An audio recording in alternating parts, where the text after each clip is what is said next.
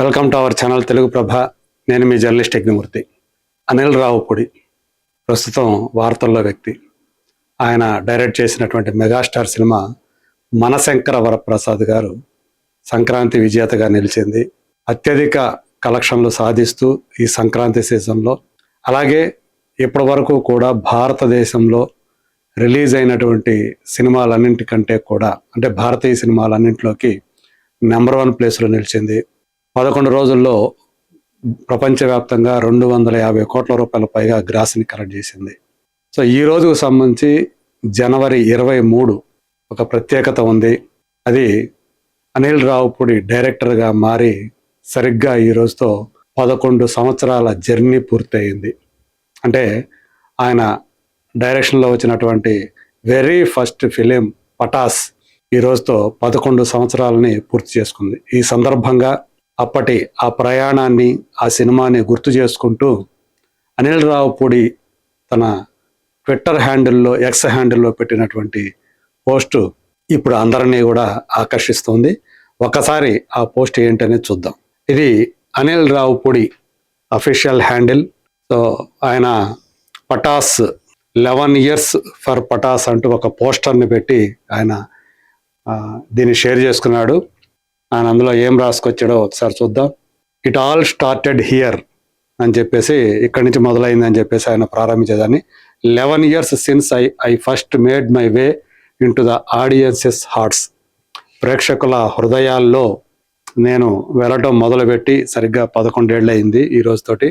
I will always remain indebted to my first hero Nandamuri Kalyan Ram garu for trusting me with such a crucial responsibility and for standing by me with immense confidence. That belief gave me the strength to move forward fearlessly. ఎప్పటికీ కూడా నా మొదటి hero Nandamuri Kalyan రామ్కి నేను రుణపడి ఉంటాను. అది ఆ రుణం ఎప్పటికీ తీర్చలేనిది అని చెప్పేసి చెప్తూ ఉన్నాడు. అంటే కొత్త దర్శకుడిని నమ్మి ఒక కీలకమైనటువంటి పరిస్థితుల్లో ఆ బాధ్యతని తను స్వీకరించి నాకు అవకాశం ఇచ్చాడు. చాలా నా మీద నమ్మకంతో, అమితమైనటువంటి నమ్మకంతో. సో ఆయన నా మీద పెట్టినటువంటి నమ్మకం వల్లే భయపడకుండా నేను ముందుకు వెళ్ళటానికి, నాకు బలం రావడానికి, శక్తి రావడానికి అది దోహదం చేసింది అని చెప్పేసి, నేను ముందుకు వెళ్ళడానికి దోహదం చేసింది అని చెప్పేసి రాసుకొస్తున్నాడు. The memories, the learning, the emotions and the joy this film brought in to my life are irreplaceable. No matter how many years pass, this journey will forever stay etched in my heart. అప్పటి జ్ఞాపకాలు కానివ్వండి, ఆ నేర్చుకోవడం కానివ్వండి, అప్పటి emotions కానివ్వండి, భావోద్వేగాలు, అలాగే అప్పటి ఆ సంతోషం ఏదైతే ఉందో నా జీవితంలో ఇప్పటివరకు, అది ఎప్పటికీ కూడా రీప్లేస్ చేయలేనిది. ఎన్ని సంవత్సరాలు గడవని సో ఈ సినిమా మాత్రం, ఈ సినిమా జర్నీ మాత్రం ఎప్పుడు నా హృదయంలోనే ఉంటుంది, నా హృదయంతో కంటిన్యూ అవుతుంది అని చెప్పేసి ఆయన రాసుకొచ్చారు. 11 years ఫర్ పటాస్ అని చెప్పేసి హ్యాష్ట్యాగ్ పెట్టారు. సో ఇది పటాస్కు సంబంధించి తన మొట్టమొదటి సినిమా, అలాగే తన మొట్టమొదటి కథానాయకుడు నందమూరి కళ్యాణ్ రామ్ గురించి తను రాసుకొచ్చినటువంటి విషయం. ఇది సొంతంగా, పైగా ఎవరో వేరే నిర్మాతలు ప్రొడ్యూస్ చేయలేదు. తనే నందమూరి తారక రామారావు ఆర్ట్స్, ఎన్టీఆర్ ఆర్ట్స్ అనేది తన సొంత సంస్థ, కళ్యాణ్ రామ్ స్థాపించినటువంటి సంస్థ. ఆ సంస్థ ద్వారానే తనే నిర్మాతగా, తనే కథానాయకుడిగా ఆ సినిమాని, మరి అనిల్ రావుపూడిని, ఒక కొత్త దర్శకుడిని ఆయన నమ్మి అవకాశం ఇవ్వటం. సో అది నిజంగా సూపర్ డూపర్ హిట్ అయింది.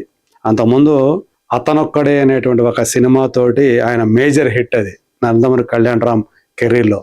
ఆ సినిమాతో కూడా ఒక దర్శకుడిని పరిచయం చేశాడు ఆయన. అతను ఎవరో కాదు, తర్వాత కాలంలో చాలా పెద్ద పెద్ద సినిమాలు, పెద్ద పెద్ద సూపర్ డూపర్ హిట్లు ఇచ్చినటువంటి సురేందర్ రెడ్డి.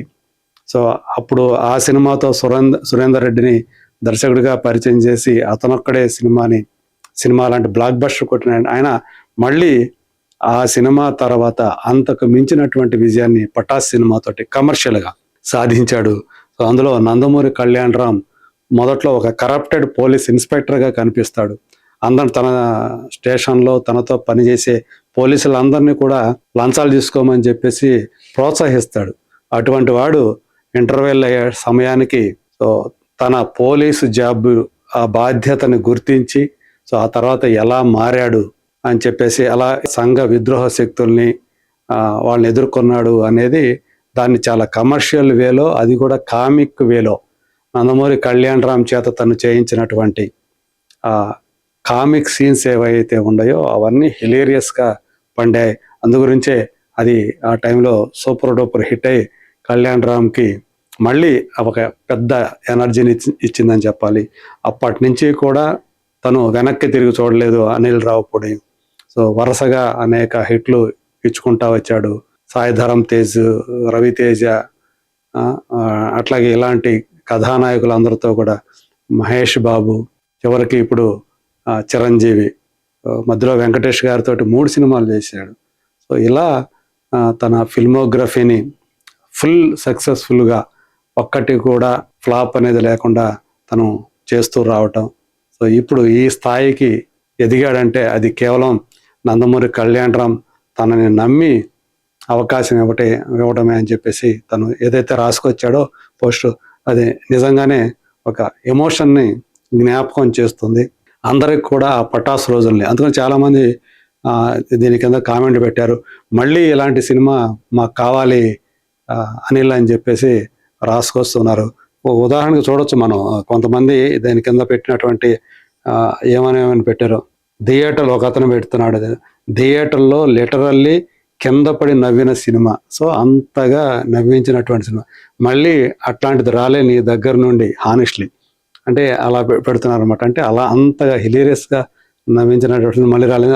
అతను ఒపీనియన్ చెప్పాడు, some beginnings are return in destiny, Pataas the spark that started it all, good to see. So అట్లా పటాస్ అనే సినిమా చూసిన తర్వాత చాలామంది అదే చాలా ఫ్రెష్గా ఫీల్ అయ్యారు. అలాగే విపరీతంగా ఆ సినిమా చూస్తూ ఎంజాయ్ చేశారు, బాగా ఎంటర్టైన్ అయ్యారు. సో అలాంటివన్నీ కూడా ఉన్నాయి. గ్రాటిట్యూడ్ ఒక అతను పెడుతున్నాడు, gratitude like this never fades, first step, first belief, first hero, journeys that begin with faith, always live a legacy. So ఇలాంటి నిజంగానే మొదటి అనేది ఎప్పుడు కూడా వెరీ ఫస్ట్ అనేది ఎవరికి కూడా ఒక మెమరబుల్ థింగ్. అది బ్యాడ్ కానీ గుడ్ కానీ ఈ విషయంలో మాత్రం అనిల్ రావిపూడికి అంతా గుడ్డే జరిగింది. సో ఆ ఫస్ట్ మెమరీ ఎప్పటికీ కూడా మర్చిపోలేనిదిగా మిగిలింది, ఆయనకి ఒక మంచి అనుభూతినిచ్చింది. సో ఎప్పటికీ మరపురాని గుర్తుగా మిగిలిపోయింది పటాస్ అనేది.